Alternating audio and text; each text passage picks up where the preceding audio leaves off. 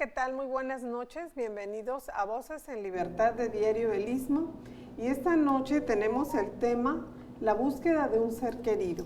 Para ello nos acompañan Elenit Enríquez del colectivo Madres en Búsqueda Coatzacoalcos. Bienvenida, Elenit.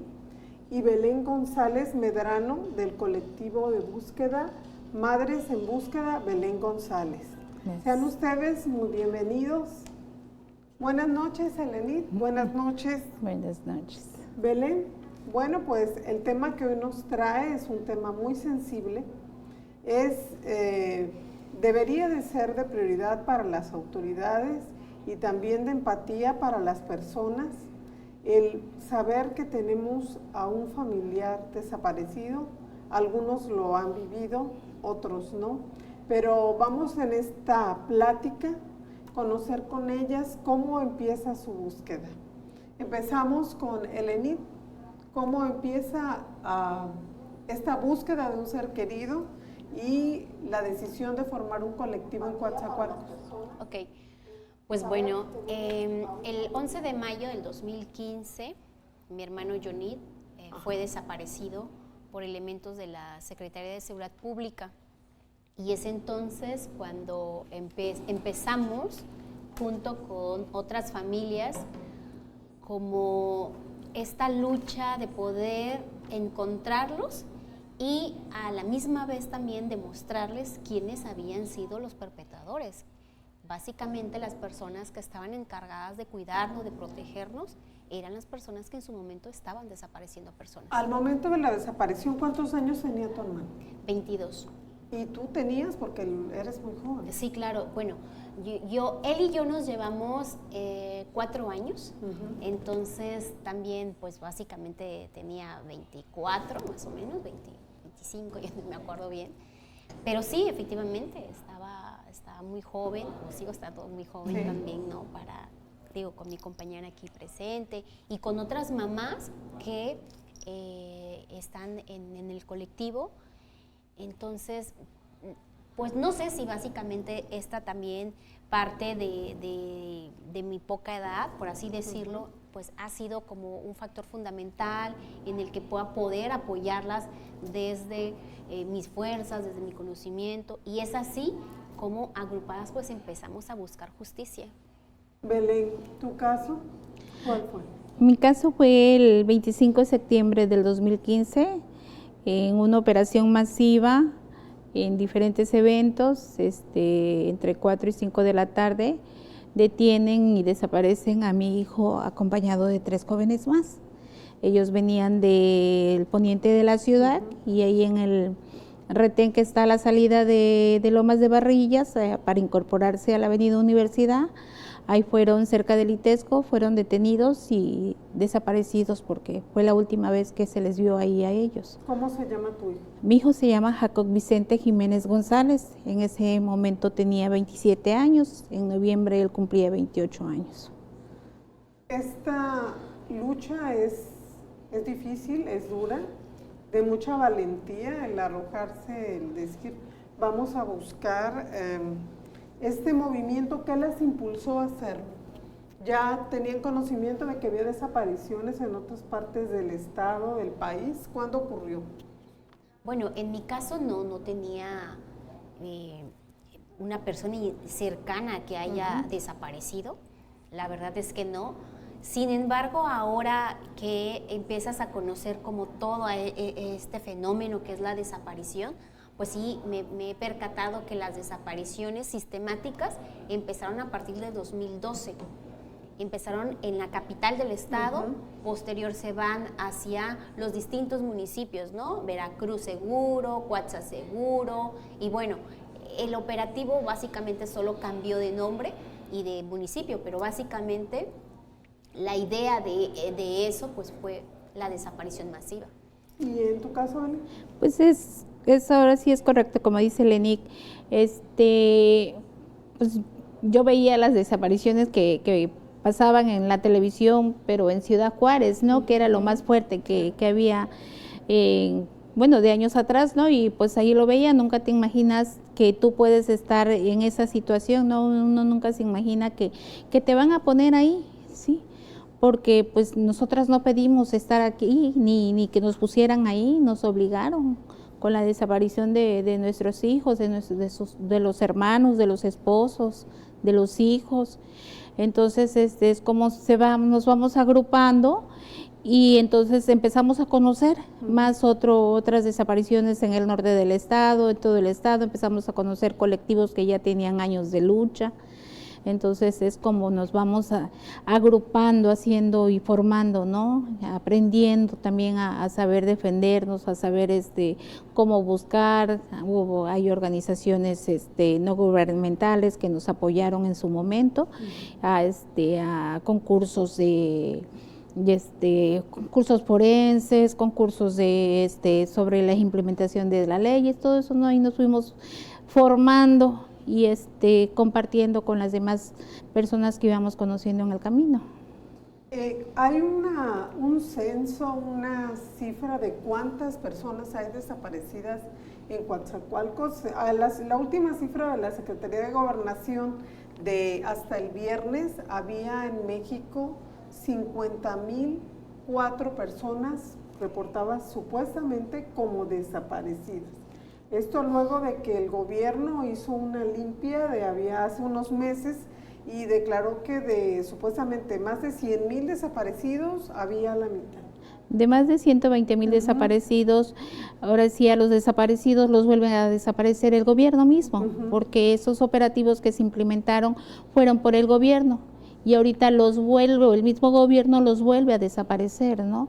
Hace como 2 semanas estuve en la Ciudad de México con la comisionada de la Comisión Nacional de Búsqueda y nos daba una cifra de 119,000, personas desaparecidas, ¿sí? Entonces ahí hay una incongruencia muy grande, ¿sí? Que el mandatario trata de minimizar, de hacer, ahora sí, sus cuentas de él no le cuadran a él y no nos cuadran a nosotros, ¿no? Claro, fíjate que me gusta la pregunta porque es un tema que venimos peleando desde ya un tiempo para acá. Es difícil demostrarle a este gobierno la realidad y que realmente la asuma y la acepte. A pesar que a la compañera Belén y a tu servidora se nos ha ofrecido una disculpa por los hechos que hemos pasado, aún así quieren seguir ocultando y quieren seguir haciendo las desapariciones. El gobierno implementó una estrategia de que hubiese un censo por el programa de bienestar y que casa por casa le iba a preguntar a los familiares si había o no había una persona desaparecida. En el estado de Veracruz hay alrededor de más de 7,000 personas desaparecidas. ¿Sí? Y créeme que entre nosotras, en diferentes tipos de chat, reuniones, hemos estado trabajando, coadyuvando, tenemos el acercamiento. Ni una de nosotras se nos visitó con esa encuesta. Esa encuesta en el estado de Veracruz al menos no existió. Habían casos muy puntuales, muy precisos, muy lejanos en el que nos decían, oigan, fíjense que vinieron tal personita preguntando si yo tenía una persona desaparecida. Estas personas que llegaron a hacer el censo no tenían la preparación, no tenían la sensibilidad, no fueron de alguna manera capacitadas para poder entablar una conversación con un familiar de persona desaparecida. Entonces, claro que, como lo comenta mi compañera Belén, esta cifra que está errónea, que han puesto, ¿no? Porque inclusive ha sido un tema nacional, ahora que nosotros vivimos esta realidad es demasiado alejada. Nosotros sabemos, nosotros conocemos la realidad, estamos en fiscalía todos los días, sabemos las denuncias, sabemos las personas que son encontradas, porque algo que el gobierno dijo es, lo que pasa es que en la lista, en el censo que tenían de más de 100 y tantos mil personas, todavía estaban las personas encontradas. Pero ¿de qué personas encontradas estamos hablando? ¿De qué temporalidad? O sea, ¿no? Entonces, no fue bien concreto, no fue bien preciso, bajo qué metodología ellos tuvieron para determinar el número de personas desaparecidas. En ese caso, comentaba Leni, están en fiscalía. ¿Qué ha pasado? Porque se busca un familiar desaparecido, pero también en casa hay otros familiares, tal vez haya más hijos, más hermanos, hay papás. ¿Cómo asumen ellos esto? Pues mira, es algo muy, muy difícil de explicar porque, pues como tú no te imaginas, ¿no? De que a ti te van a desaparecer un familiar, pues tú llevas una vida tranquila, honesta, con tu familia, ¿no? Entonces, pues convives diariamente con las amistades, los amigos y todo, ¿no? Y de repente te pasa esto y los amigos, que son los amigos, pues no. La sociedad civil es la primera en revictimizar cuando no sabe, cuando suben un boletín o subimos al Facebook, se busca o ayúdenos a compartir o algo, y pues siempre hay quien dice, pues por algo le pasó, ¿no? Que esto y que el otro, y no se trata de eso, ¿no? A la familia, ¿no? Entonces, pues en este caso es mi hijo, yo tengo otros hijos, pues también la familia se llega a abrir, ¿no? Entonces la familia se abre, se desmorona tu entorno familiar, ¿sí? Y es muy difícil. Yo tengo otros hijos y procuro no involucrarlos, ¿no? La que da la cara y la que está al frente, pues soy yo. Pero aún así, pues ellos también viven sus preocupaciones, ¿no? Viven que el temor de que yo ande buscando, a lo que nos enfrentamos todos los días, ir a fiscalía, acompañar a otras personas, ir a una búsqueda a campo, ¿no? Entonces, es muy difícil, ¿no? Es algo que muchas veces, pues entre nosotros, entre mismos familiares, no lo platicamos, ¿no? Para no crearles más inquietud, para no preocuparlos más, ¿no? Entonces, pues prácticamente hemos ya llegado al momento en que hemos estado solas, ¿no? Solas literal, porque tenemos compañeras que viven la misma situación y nos arropamos, nos acompañamos, ¿no? Hacemos otra familia, ¿sí? Y entonces es muy difícil, la verdad, es muy difícil. Hace rato me hicieron una entrevista y me dice esta muchacha, me dice, me imagino. Y le digo, no, discúlpame, no te imaginas. No, es difícil vivirlo. Sí, y después empatizar, pero no te puedes imaginar, no nos puedes entender, no nos puedes comprender porque no estás en nuestros zapatos, ¿no? Y no queremos que estés, créemelo de corazón, que nadie más lo sufra, ¿sí? Pero sí es muy, muy difícil.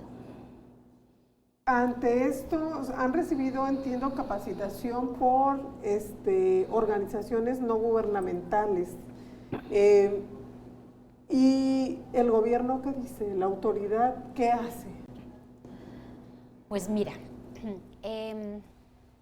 podremos llevar horas aquí diciéndote desde dónde inicia, por ejemplo, un acercamiento a una víctima, ¿no? Vamos a hablar ahora que hay una campaña política. Ya lo vivimos con el anterior gobierno, el actual. Ya lo hemos vivido desde el federal y el estatal, ¿no? Se nos acercan y es ahí en donde su incongruencia de los números de desaparecidos no cuadra. Es decir, se acercan porque saben que hay un enorme... Un político. Exacto, una moneda de cambio. ¿Y cómo hacerlo? Bueno, llegando a las familias. Ellos saben perfectamente la cantidad que somos.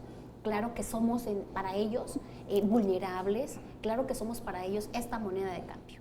Pero cuando ya están en el poder se les olvida, ¿no?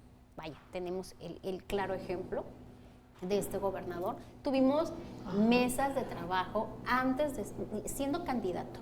Ahora mismo, por ejemplo, hemos tomado Plaza Regina para que seamos escuchadas, para poder implementar una ley, para poder trabajar junto con la Comisión de Búsqueda, junto con pues distintas fiscalías, ¿no? Porque está la Fiscalía Especializada, quien atiende básicamente la desaparición, pero también las fiscalías regionales, las unidades integrales que también llevan asuntos de personas desaparecidas. Entonces, claro que ha sido difícil. Ahora mismo también se han acercado nuevamente, pues precisamente para saber, pero la verdad es que preferimos trabajar pues solas, como lo comenta mi compañera. La autoridad por lo que entiendo, y es lo que decía Lenis, ¿no? Botín de cambio, votos, al llegar al poder, que es lo que pasa con todos los partidos, se olvidan. Pero en sí, como autoridad, como fiscalía, ¿hay avances en las investigaciones? ¿Hay recursos para hacer estas búsquedas? Mira, hay pocos avances, ¿no? Porque quisiéramos que todos los avances, todos los casos avanzaran así como, pues nosotros ya tenemos un avance, ¿no? Tenemos personas detenidas, ¿no? En mi caso hay policías de la Secretaría de Secretaría de Seguridad Pública de aquí del Estado. Tengo también 5 elementos de la Secretaría de Marina, 1 está prófugo, que subieron en ese retén. Y quisiéramos que todos los casos que acompañamos, y no solo los que acompañamos, sino de todas las compañeras, de todas las personas desaparecidas, tuvieran avance. Es muy difícil, porque en muchos no hay una línea de investigación congruente que nos pueda llevar, o concreta, que nos pueda llevar a los perpetradores, ¿sí? Entonces es muy pues llegas a la fiscalía, pones vas a poner una denuncia, es el primer acercamiento con la fiscalía especializada, ¿no? Tenemos una aquí en Coatzacoalcos y que ha avanzado en algunos casos, pero son muchísimas. Falta mucho recurso personal, ¿sí? No hay personal humano que pueda ayudar a cubrir todas esas necesidades, ¿sí? Hay una comisión de búsqueda también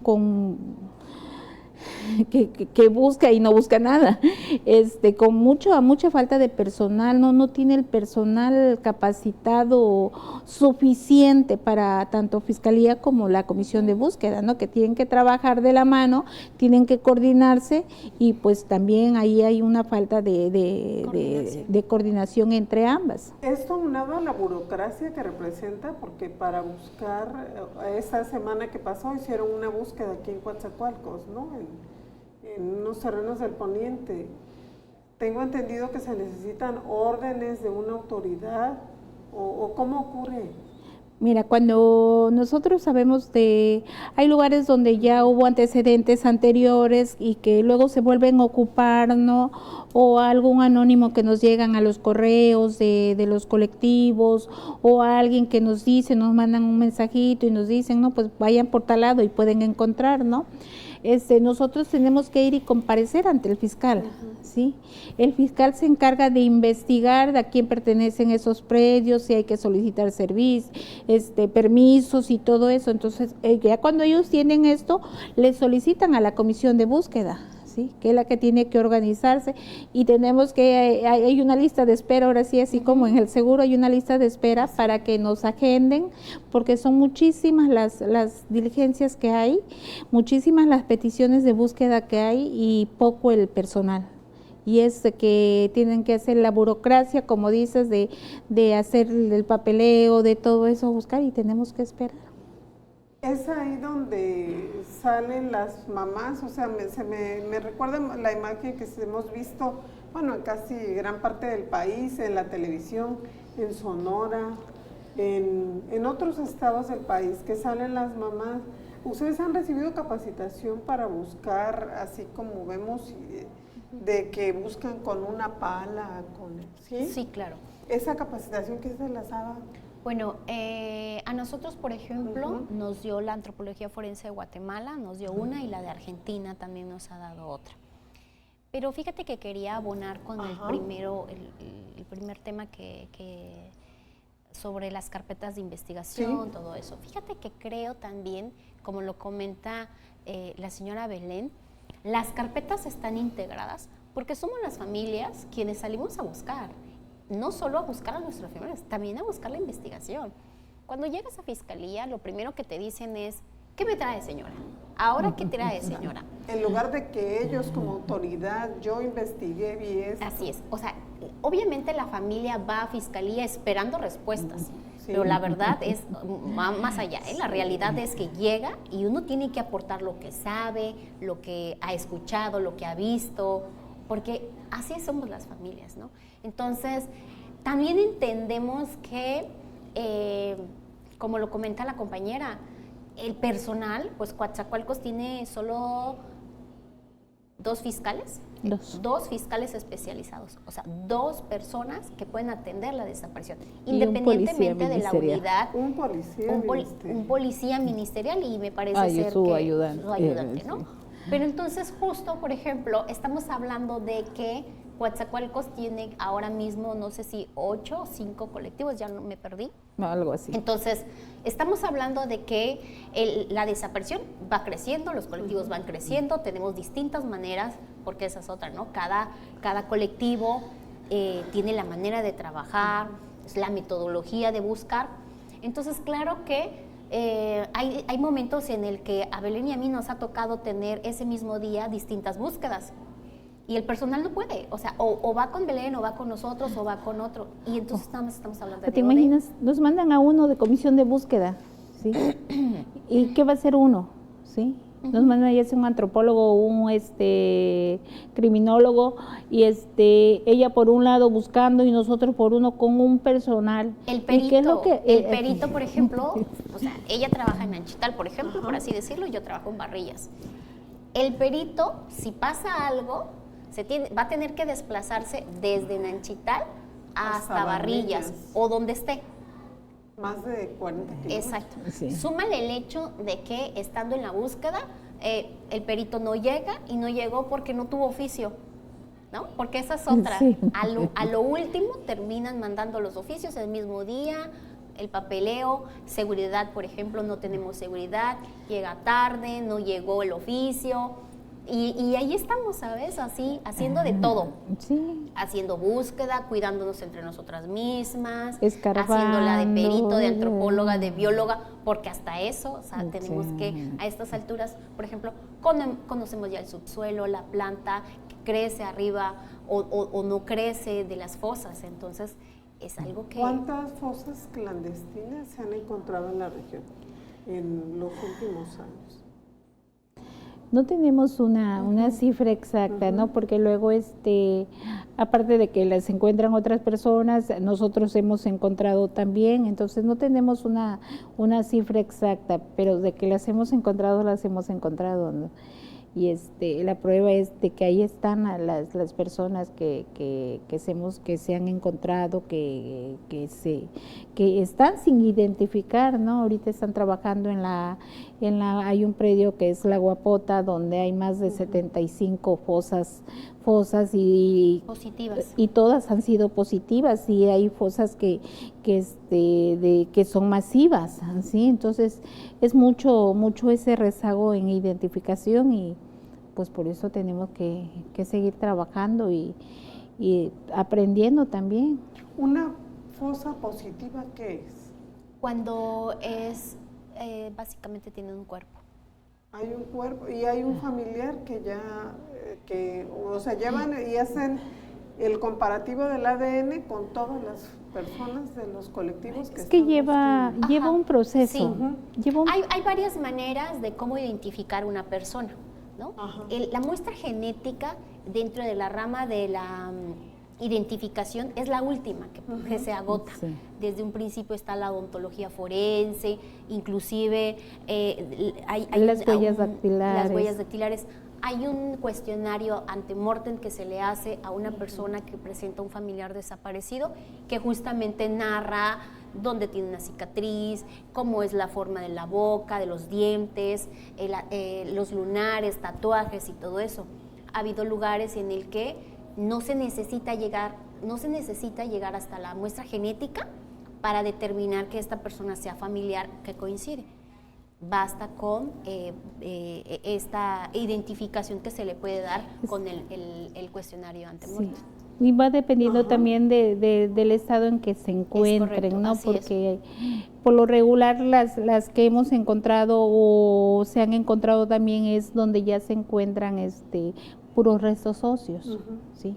Es cuando te tienes que ir a a la genética, a la odontología, a todo eso que... Es ahí donde la autoridad está más empantanada, creo yo. En la identificación es donde hay mucho rezago, ahí es donde tenemos una lucha titánica contra el sistema. ¿Cuál es su opinión sobre, bueno, se está construyendo en Coatzacoalcos desde hace más de 2 o 3 años un panteón forense? Ya está terminado. Ya está Pero terminado. no está equipado, tengo entendido. Fíjate que en la última reunión que tuvimos con el gobernador, hablaba que solo ocupa un permiso de...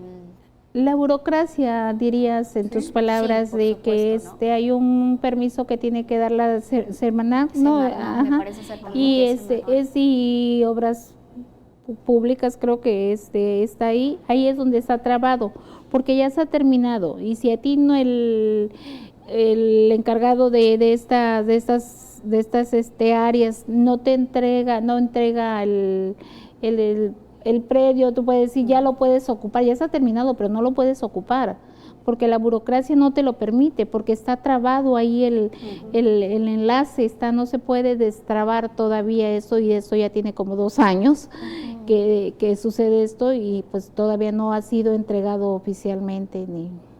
Imagínate, a un gobernador le ponen estas trabas, a nosotras, que todos hemos pasado. Entonces, sí hay un panteón ministerial. Hace unos días justo fui por un tema de una reunión y me acordaba mucho del retén que desaparece tu hijo y está súper cerquita. Sí. Es un retén que está muy cerca, no sé efectivamente si era ese, pero yo decía, Dios mío, o sea... Pues es no que sé, sentí está todo macabro, dirías, ¿no? Porque ahí está, ya ves que hay una caseta de policía saliendo de Lomas de Barrillas, ¿no? Está una curva, ¿no? Y entonces, y hacia atrás de esa caseta, pues existe el panteón forense, ¿no? Pues qué fácil se las pusieron.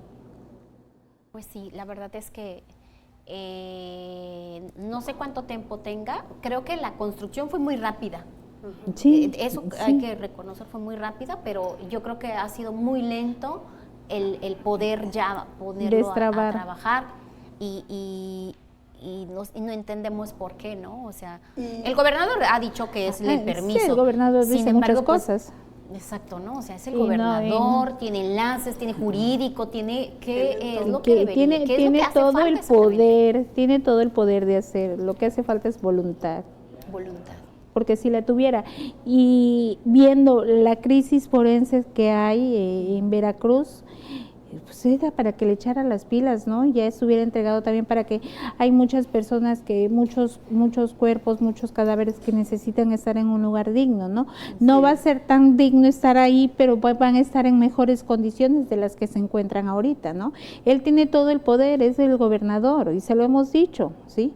Pero si no tiene la voluntad ni la capacidad de mando para hacer estos trámites, pues ahora sí. Es el poner o el echar a andar esta infraestructura, ¿ayudaría en la zona sur al reconocimiento de cuerpos y a que pues personas descansen en paz y familias tengan pues un momento de paz, de tranquilidad? No, porque esto viene sustituyendo a las fosas comunes, ¿sí? Sí, claro. Sí, haz de cuenta que en el CEMEFO del Panteón Jardín, cuando tomamos el CEMEFO había más de 23 bolsas, ¿no? Con restos, ¿no? Y en gavetas que, bueno, eso que hicimos, que acomodaron el CEMEFO tantito dignamente, que a los pocos meses ya no tenía luz y quién sabe en qué estado se encuentra ahorita. Entonces, haz de cuenta que si se encuentra un cuerpo o se encuentran unos restos y se tienen que trabajar, ¿no? Entonces, cuando están recién encontrados, ¿no? En buen estado, perdón por la palabra, pero sí es más fácil identificar, ¿no? Entonces, pero cuando no aparece ningún familiar, cuando no hay ninguna denuncia, en ese panteón forense, ahí se van a resguardar. Sí. Sí. Es eso. No es el reconocimiento de un cuerpo, pertenece a tal persona, hacer los exámenes y tal vez alguien de Poza Rica, de Tuxpan. Sí se van a procesar, pero no es un centro de identificación. No, en Nogales se hizo el centro de identificación. Sí. Entonces, por eso el nombre es Panteón Ministerial y Nogales es, por ejemplo, el centro de identificación. Y como dice Belén, básicamente estará especialmente para lo que normalmente se conoce como la fosa común. Es nada más etiquetarlo e individualizarlo, porque ahora mismo los que están aquí, cuando tomamos el panteón, nos percatamos que en una fosa son así como, nosotros cuidamos mucho cómo dirigirnos a las personas que básicamente no tienen una identificación y todo eso. Sí, porque es un tema muy serio. Es correcto, y también merecen nuestro respeto. Entonces, fíjate que cuando estuvimos ahí en ese lugar, nos percatamos de que en un lugar, en una fosa, pues básicamente estaban como unos encima de otros, ¿no? Entonces, obviamente no se les da un trato digno. Eso no es un trato digno. Ahora bien, por ejemplo, lo que decían, ¿no? Lleva su proceso, pero no es de identificación, no va a ser de identificación. Es un resguardo, un panteón ministerial, sí, sustituyendo a las fosas comunes. Sí. O sea, ya ahorita llegan a encontrar una persona y no aparece un familiar, no es posible, se va a trabajar en identificación, ahí se va a resguardar, ya no se va a llevar a las fosas comunes de los panteones como había anteriormente. Estarían ahí, o sea, en resguardo en Aguadulce, en las Chuapas, se remitirían a Coatzacoalcos. Pues mira, para serte honesta también, no recuerdo si son 5,000 nichos, no recuerdo, mejor no digo una cifra para no ponerla errónea. Pero también hay que pensar que esas bodegas también se va a trabajar lo que ahora mismo hay en los panteones. Sí. O sea, es un trabajo que se tiene que hacer a futuro, ¿no? Sentarte con el alcalde, fiscalía y saber qué va a pasar con esas fosas. O sea, este tema no es de ya le vamos a dar el permiso, ya el gobernador va a decir, ya tenemos el permiso, vamos a operar, pero todavía viene un trabajo titánico que es la identificación, pues lo que está, o sea, exacto, o sea, como que tal vez le falta o nos hace falta tener el conocimiento de cómo va a ser ese proceso. Porque efectivamente, hace un tiempo hablábamos, por ejemplo, de las fosas que están en Playa Vicente, ¿no? Entonces, se decía también que parte de este panteón ministerial iba a servir para depositar algunos cuerpos. Parte de lo que está ahí va a ser una osteoteca, que básicamente también es guardar y resguardar algunos restos. Que eso es Es un trabajo además de los permisos de los que hablaría el gobernador, y con Semarnat involucra a otras dependencias, la Secretaría de Salud, porque para conseguir una inhumación, un permiso de la Secretaría de Salud para una inhumación lleva también tiempo. Sí, muchísimo, para una exhumación. Esta búsqueda que hacen las mamás, ya lo hablábamos en un principio, es titánica, es de valientes y son cuestiones que solo una mamá, y en este caso una hermana, un familiar muy querido, dedica tiempo, descuida partes de la familia, y es de esperanza, porque se les ha visto aquí en la zona, en Acayucan, en Achital, en Aguadulce, en las Chuapas, buscando a sus seres queridos. Esa esperanza de encontrar a alguien vivo, de alguien con vida. Claro, y ha pasado, o sea, sí hemos encontrado a personas con vidas, sí hemos tenido ese privilegio de restituir a un familiar, y cuando eso pasa, se abre una puerta inmensa a las familias de siempre tener esa idea de encontrarlos con vida. Sí. Claro que conocemos el escenario, claro que sabemos el contexto en el que vivimos, pero siempre hay como esa esperanza de vida todo el tiempo. Por eso justamente es una de las acciones que a veces hacemos, el ir a penales, e ir a hacer búsquedas en vida, ¿no? Es básicamente esto, porque toda familia tiene la esperanza de encontrarlos con vida, y pues bien que mal, pero encontrarlos. ¿Cuántos casos de estos se han visto en la zona? Pues dentro del colectivo, pues ninguno, ¿no? Dentro del colectivo, ¿no? Sí se han encontrado personas que se han ido por su voluntad, que jóvenes que son enganchados por el Face, ¿no? O el que está, pues, que está rebelde en su casa y se quiere porque se va porque no quiere estar con sus familiares, no es lo que se ha encontrado, pero que nosotros de los casos que acompañamos del 2011, 2013, 2014, 2015, pues no hemos encontrado a nadie con vida, pero la esperanza la tenemos, sí, ¿no? La esperanza la tenemos. Es la que nos lleva a seguir buscando, a poder tener el valor de levantarse todos los días y salir y decir, no, pues hoy va a regresar, hoy lo voy a encontrar, o pues ya a veces también esa idea, esa ilusión la vamos perdiendo, ¿no? Entonces, pues ya cuando, pues como sea la voluntad de Dios, pero que los encontremos, ¿no? Eso es lo que nos motiva a salir. Nos hemos enganchado con las enfermedades, se nos han caído las enfermedades encima, pero la fe de encontrar a mi hijo, de encontrar a las demás personas, la llevamos adelante, ¿no? Eso es lo que nos mueve a seguir adelante, ¿no? La esperanza de poder encontrarlos. Es una lucha muy difícil y muy valiente, válgase, de el hacer esto, pero también hay personas responsables que deberían o deben de responder por lo que pasa. Hace algunos minutos platicábamos y decíamos, bueno, en el caso, la mayoría de las desapariciones, en el caso de los familiares de ustedes, ocurrieron durante un gobierno. Y esta persona, la cabeza de ese gobierno fue Javier Duarte.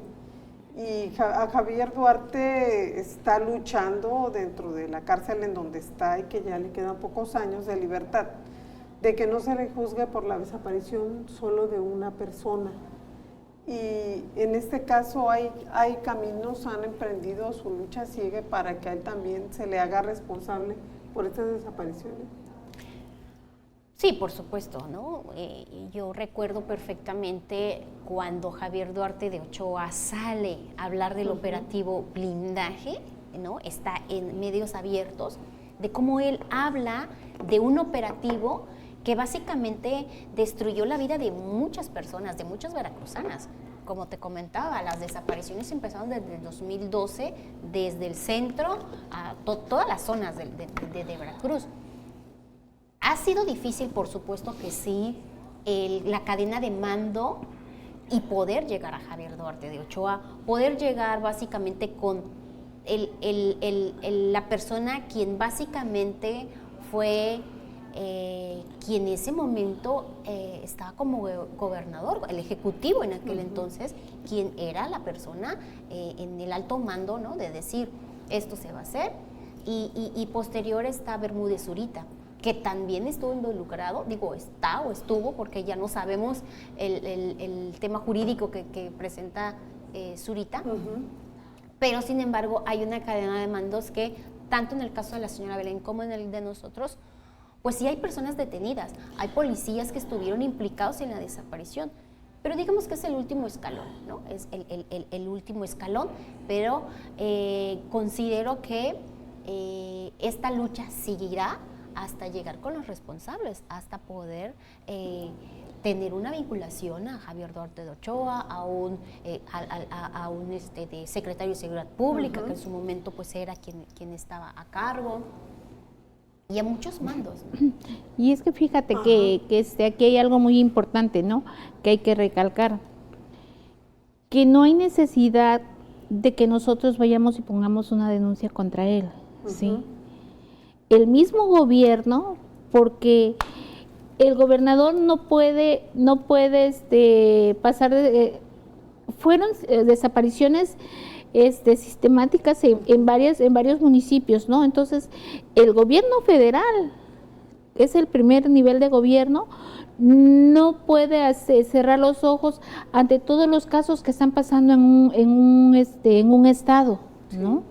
Entonces, el mismo gobierno, la misma fiscalía tiene la obligación, ¿sí?, de juzgar a las personas, ¿sí? En este caso a él por todas las desapariciones que hubo en el estado de Veracruz, ¿sí? Y porque eso fue algo masivo, ¿sí? Que pase aquí en el municipio, en una colonia pasa un evento, pasa en otra colonia, el presidente tiene conocimiento, ¿sí? Porque él es el responsable del municipio. Lo mismo pasa con el gobernador, es el responsable de los estados de cada municipio que hay. Igual el presidente, ¿sí?, de la República es el responsable de ver lo que está pasando. Oye, no le va a decir a su gobernador del estado de Veracruz, oye, está pasando esto allá en tu casa, ¿por qué no lo arreglas? O sea, o ¿por qué no le dice a la fiscalía, agarra e investiga? Porque en ese estado hay desapariciones en muchos municipios, ¿sí? Y no hay voluntad política para hacer eso. Estamos en temporada electoral y también pues con la mira de que se va a cambiar de legisladores y autoridades.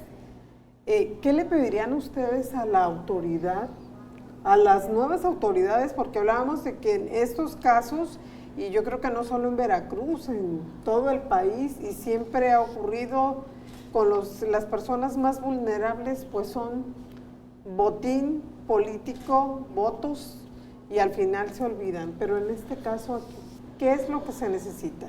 Además de leyes, recursos, ¿qué es lo que creen ustedes que se falta?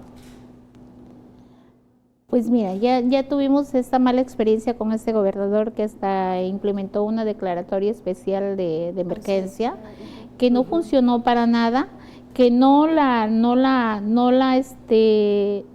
ha hecho valer, ¿sí? Entonces, pues ya no nos vamos a dejar engañar, ¿no? Ya no somos las mismas que de hace 6 años que nos vieron la cara bien y bonito. Entonces, pues eso, pues vamos a estar sobre ellos, ¿no? De que hagan lo correcto, de que lo que prometan lo cumplan. Y tenemos una crisis forense en identificación que es la que nos precisa muchísimo y nos interesa muchísimo más a todos, porque como te dije hace ratito, vamos a 9 años, ¿no? ¿Quién dice que entre esos cuerpos sin identificar puede estar alguno de lo que buscamos aquí nosotras, ¿no? Entonces, pues eso es lo que se necesitan, recursos y más recursos para la identificación forense. Para destinar más personal, lo que nos decía, ¿no? Solamente un perito para toda la zona sur, que somos, pues... Hay varios, bueno, aquí en la Delegación de Servicios Periciales hay varios peritos, pero pues todos tienen una función, no tienen un trabajo, y como decía ella, pues uno nos acompaña a nosotros, otro los acompaña a ella, entonces tienen que distribuir, ¿no? Y hacer cachitos también, ¿no? Para tratar de hacer su trabajo, pero eso es lo que necesitamos, recursos para identificación, para el personal humano, equipos multidisciplinarios, eso es lo que necesitamos más.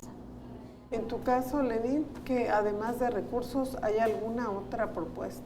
Yo creo que la voluntad de cualquier servidor público, me queda clarísimo que a lo largo de estos 9 años he conocido distintos servidores públicos, tanto buenos, malos, peores y de todo.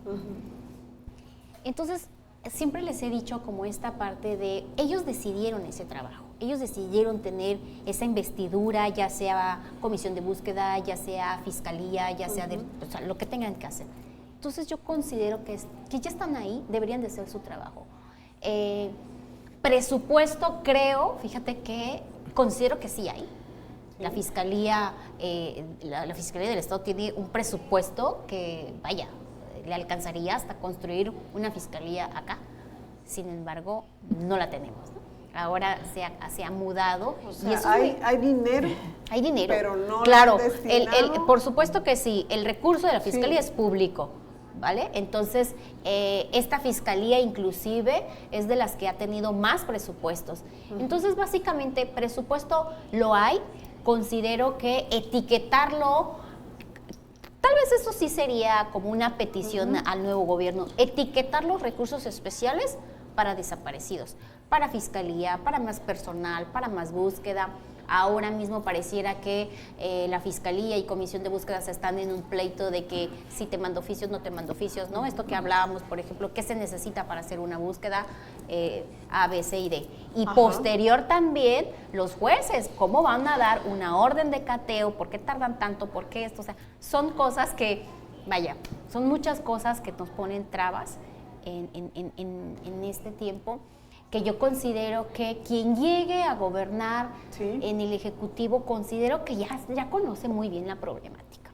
A estas alturas no estamos dentro de la agenda del gobierno, ni de este, ni del que viene, ni del que se fue, me queda clarísimo.